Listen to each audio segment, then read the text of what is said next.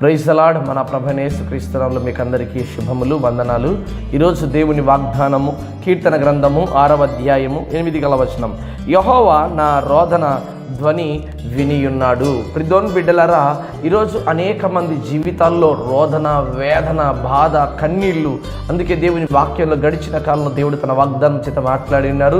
దుఃఖపడువారు ధన్యులు, వారు ఓదార్చబడుదురు అని దేవుని వాక్యంలో సెలవిచ్చబడింది కదా. ఈ యొక్క ఉదయకాలం ముందు కూడా దేవుడు తన వాక్యం చేత మాట్లాడుతున్నాడు.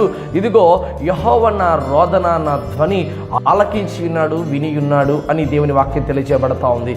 ఆదికాండము 21వ అధ్యాయము 16వ వచనం చూడగలిగితే, ఈ పిల్లవాని చావు నేను చూడలేని అనుకొని వింటి వేత దూరము వెళ్ళి అతని ఎదుర్కొనకు కూర్చుండెను.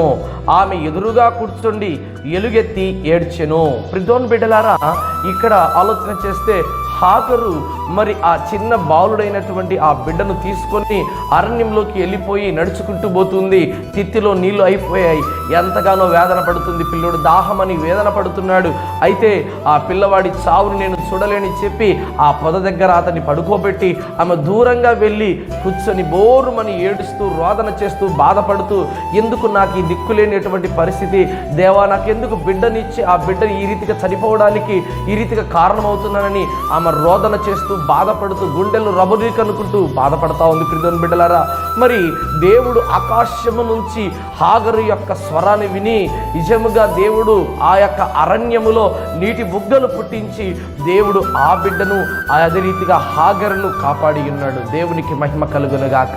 నిజంగా దేవుడు ఆమె స్వరాన్ని విన్నాడు. ప్రియమైన బిడ్డలారా, ఆమె రోదన, ఆమె కన్నీరు దేవుడు చూచి ఉన్నాడు కనుక అరణ్యములో సైతము దేవుడు చక్కగా నీటిని పుట్టించగలిగినాడు. మరొక విషయాన్ని కూడా మనం ఆలోచన చేస్తే, యెషయా గ్రంథం 38వ అధ్యాయము 5వ వచనం, నీవు తిరిగి హిజ్కియా యొద్దకు వెళ్ళి అతనితో ఇట్లనము, నీ పితరుడైన దావీదుకు దేవుడు యెహోవా నీకు సెలవిచ్చినది ఏమనగా, నీవు కన్నీళ్లు విడిచుట చూచితిని, నీ ప్రార్థన నేను అంగీకరించి ఉన్నాను, ఇంకా 15 సంవత్సరాల ఆయుష్కాలం నీకు ఇచ్చేదను అని దేవుని వాక్యం తెలియజేయబడతా ఉంది.